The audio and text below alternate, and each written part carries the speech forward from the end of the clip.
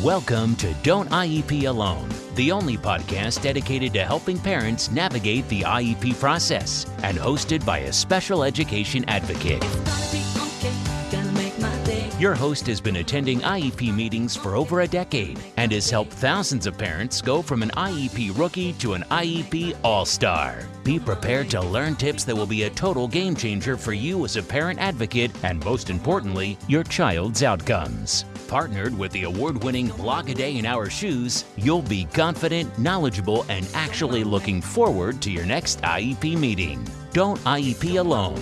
Get ready. Here's your host, from suburban Philadelphia, Lisa Leitner. Hey there, thanks for tuning in. It's Lisa again, and Shana Tova for those who celebrate. I actually had several friends who I wanted to call and text and email today about certain things. And each time I was like, they're Jewish. I don't want to bother them.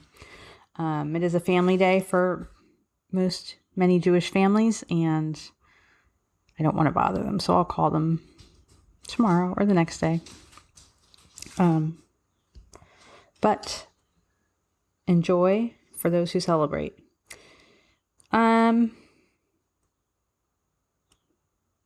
Thanks again for tuning in. Thanks again for indulging me the other day and speaking about my mom's death. I am glad that a lot of you benefited from it again. I heard from some of you, saw some in the group. And, that's all I can say is hang in there. If you are struggling right now, just hang in there, seek help, do what you need to do. But you can do this. As always, I was kind of on the fence about what I wanted to talk about today, and I had my mojo kind of disappeared. I had this weird bout of mom ADHD this morning. And I'm sure that a lot of you have done it, where you just start cleaning one thing and then you're like, I'm just going to do this. And then it was like, well, this is messy too, so let me clean that. And you know what? Let me just throw this in the wash and let me just do this. And 3 hours later, here I am.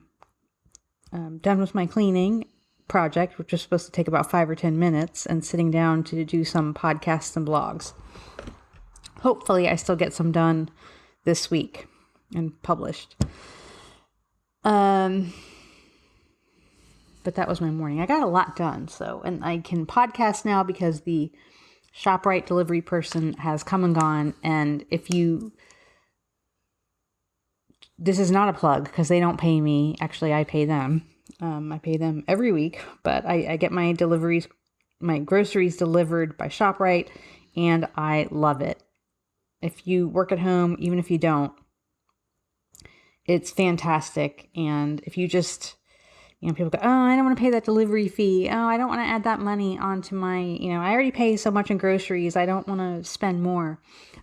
First of all, for me, I have found that ShopRite's prices are lower than most of the grocery stores around here. Yes, you get decent produce. In fact, I think they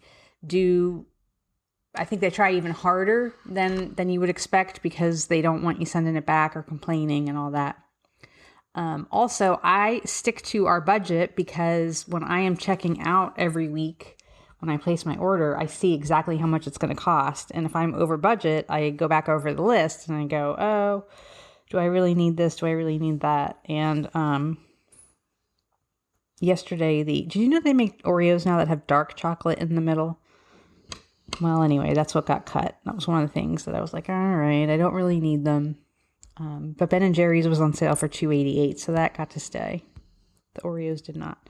But anyway, when I break down the delivery fee on an hour-by-hour basis of how much time I spend buying groceries, bringing them home, all that, it usually works out that I am paying myself less than minimum wage to do this. So as a small business owner, it just doesn't make financial sense for me to spend a half a day doing grocery shopping for my family, which is what it takes. Plus I overspend because I despite my best efforts, I'm an impulse buyer. I'm like, oh, look, that's on sale. We need 10. Whereas, like I said, I look at the budget of what we try to spend each week. And when I look at what's on my card, I'm like, well, I can really go another week without that. Or I probably don't need to order that today. I can wait another week, and so on. So anyway, that's just my little plug for Shop Right at Home. I do know that they're a New Jersey-based chain, so they may not, I know they're in New Jersey, New York, Pennsylvania, Delaware. I'm not sure where else, but I love them, and I've tried them all. I've tried Instacart, which I hated, and their prices were high, and I did not like Giant. And I'm trying to think of who else I've tried, but love ShopRite. Okay, so speaking of personalized assistance, I want to talk about one-on-ones today. It's coming up a lot in the group. So let's go over a few things. I have it broken down into 2 blog posts on the blog. One is how to get a one-on-one, and the other is, now you've got a one-on-one, so what do you do next? Because really, once you get the one-on-one, you're only half done, and there are still a lot of issues that come up for parents. Sorry, if you hear that rattling, that's my water, and I do use a reusable stainless steel straw, so that's what you hear. But a one-on-one, first of all, getting a one-on-one, keep in mind that your child is in school, 6 hours a day, 5 days a week, maybe 6.5 to 7, depending. And, if there's a bus ride. So basically what you're asking the school for is to add another part-time or full-time position onto their budget, right? That's what you're asking. So no, they shouldn't just hand them out to anyone who asks. It might be obvious to you that your child needs this, so you just have to make it obvious to them, because it may not be. The best thing that you can do is sit down, think about your child, and kind of visualize it, and what are the areas of need, and what do you envision this one-on-one aid doing for your child? You have to define it. You have to demonstrate the need, and you have to show how this is the intervention or this is the support that your child needs to achieve these goals.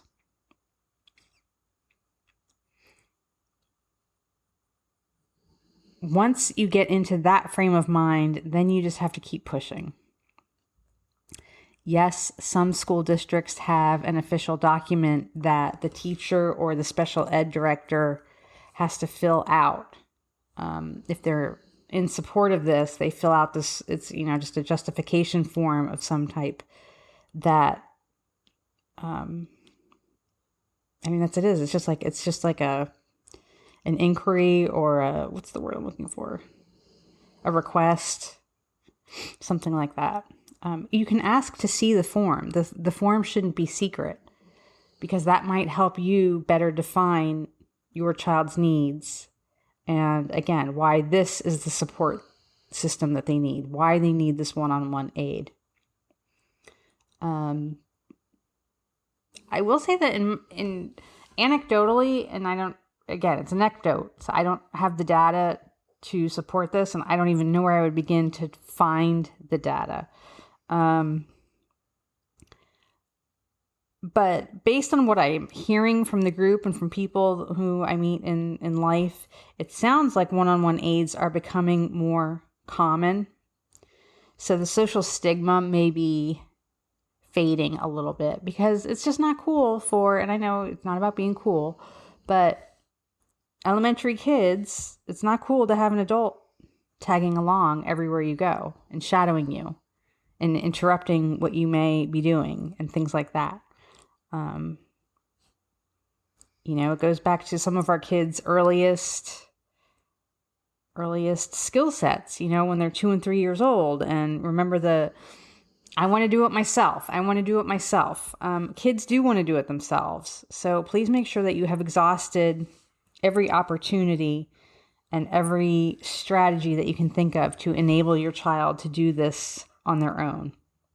And make sure that it's in there that there are going to be objectives or success steps along the way, because the goal is always to fade the aid.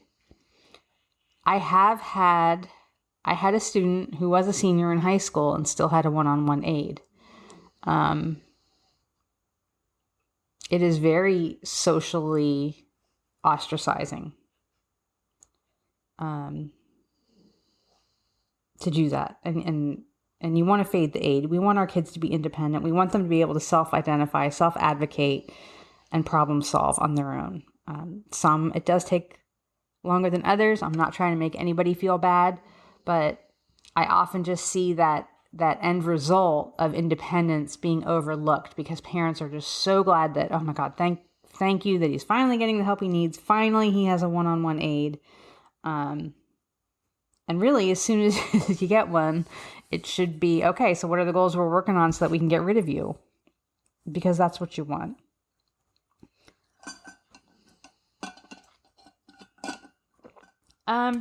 Okay, but once you have it on your IEP, and this is the stuff that's coming up this month because the honeymoon's over, right? We are 4 to 6 weeks into the new school year in most states, and the honeymoon is indeed over. Kids can kind of mask it and hold it together, and then they get familiar with people and behaviors and this and that, and all kinds of stuff is happening. But one of the reasons that I'm such a stickler about getting everything identified and written and explained and clarified in the IEP is not only to guarantee the child those services, because that's all the parent has to go on. And that's coming up a lot too, that there are these verbal agreements that the school says, oh, yeah, we'll do that. And then it's not happening. So getting it in the IEP binds them to that. And that's often why you find resistance to putting every little thing in the IEP. And they go, oh, we can't, there's things we're going to do anyway. We're going to go above and beyond. We're going to do other things. We can't put every single thing in the IEP. Well, yeah, you can actually. But also for school people, it protects you. If you're a school staff member, it protects you in that parents, I find, have not unrealistic isn't the word, but parents have these expectations that things are going to happen, or that they have the right to this, or they have the right to that. And they have this expectation that things are going to happen. And when they don't happen, that's when the relationship between parent and school starts to go south. And a lot of times I'll go back to the parent and say, okay, well, look at your IEP. What does it say as far as this? And they'll say, oh, well, it says progress monitoring will be with report cards 3 times a year.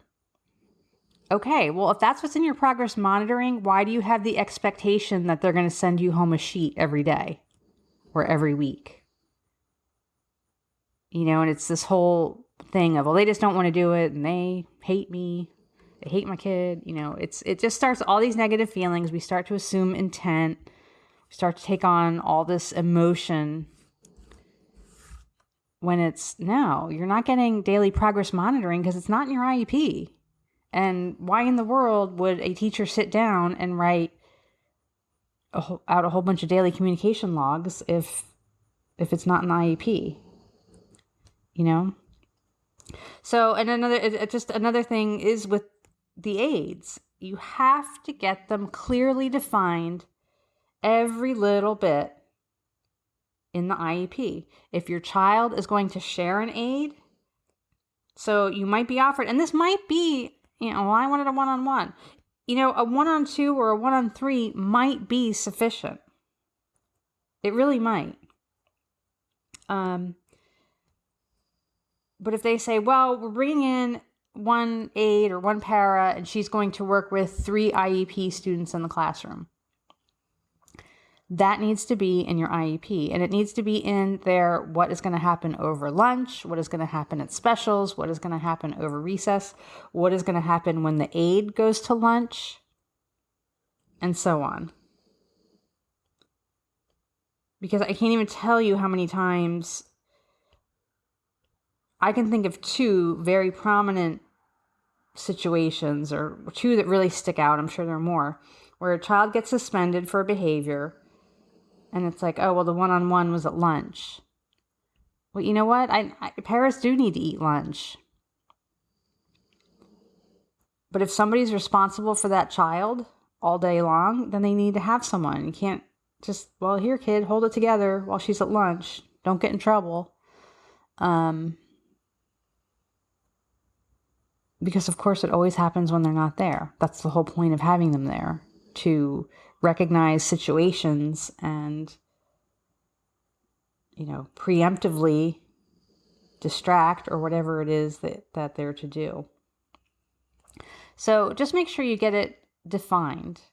IDEA says absolutely nothing about what is best practice or what is polite and what is courteous. So they're not obligated to tell you if a para calls out for the day or a para quits and she's being replaced with someone else. Yeah, it would be nice if we got notified of all these things, but they're not obligated to do so, and they're busy, and sometimes they forget and don't have time. That's coming up a lot. Aren't they obligated to tell me when there's a sub? Aren't they obligated to tell me when they're switching paras? I want my child to have Jane as his para, and they keep switching her. You're not obligated. Their school's not obligated to provide you with a specific person. They're obligated to provide you with a specific skill set and someone who is able to perform the duties and responsibilities that your child needs for their supports. It doesn't have to be a specific person. And if that person calls out or they quit or they get fired or whatever it is, they're not obligated to let you know.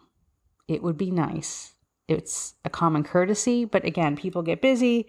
They assume that someone else is doing it and so on. And it doesn't happen. So if your child struggles with transitions, you want it in the IEP that, as soon as is possible, I want to be notified when my son is going to have a substitute so that I can begin to verbally prepare him for this. Then if it's not followed, you ding him with complaints. That's all we can do.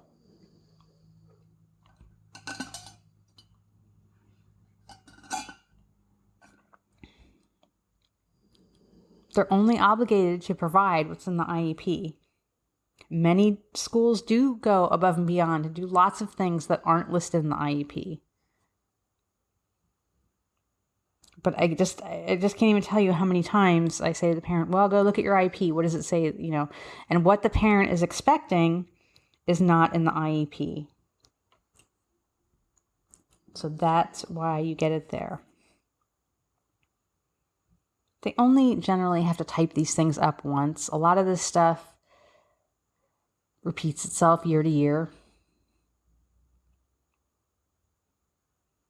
Okay, we know that they all use IEP Writer or whatever software it is. So it's all in there for them to edit and update. Okay, but if you're getting an aide, make sure it's all defined. What that person's qualifications are. If you want someone who has experience with behavior, if you want someone who has experience with reading, whatever it is, get it defined. What they're going to do, what you see them doing for your child every day, that needs to be in there. I'm just looking at my floor, and I swear I just vacuumed yesterday, and there are tumbleweeds of dog hair. So that's really it. Just get it in the IEP. I have 2 blog posts on it. If you want to steal some of the wording that I use, you're welcome to do that. But please don't assume intent. I'm going to do another, blog post and podcast just on that, But we don't know why people do things. We really don't. So let's not attach intent as to why they didn't answer your email or so on and so forth. Okay? Because that never goes well. We never assume the best. When we're assuming someone's intent, it's always something terrible. Well, she's doing this to make the progress takes longer. She's just trying to stall me. She's just, and that might be happening, but you getting upset and all amped up about it doesn't help. It doesn't. And it's hard for me too. I do ask my husband. I do it all the time at home. It drives him nuts. And he'll be like, well, I just poured a glass of milk. Why didn't you know I was saving that for a recipe? Like, you did that so that I wouldn't make this. Like, no, that's a dumb example. I don't even know why I used it. But I do it with my husband. I assume intent with him and it makes him crazy. I should just ask him. Okay, so just ask your team. Don't be afraid to talk to them. You want to keep the relationship friendly and open communication. So, okay. Again, I will link the blog posts to this podcast so that you can take a look at them if you want. And good luck. And if you have any other questions, ask in the group. Thanks. Thanks for listening to the Don't IEP Alone podcast. No parent should have to IEP alone. And with a day in our shoes, you don't have to. For more IEP assistance and letter templates, visit adayinourshoes.com. For ongoing assistance and support, follow our Facebook page and group.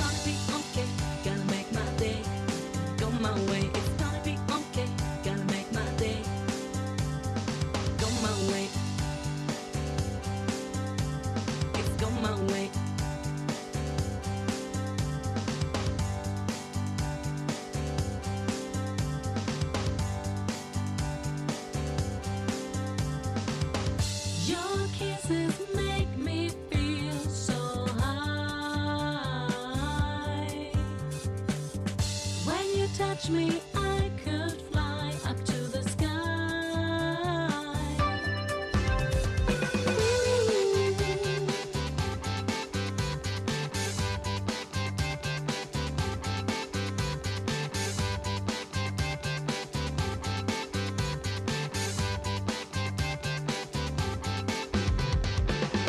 Every day I'm on my road, but today is the day that I meet you, my baby.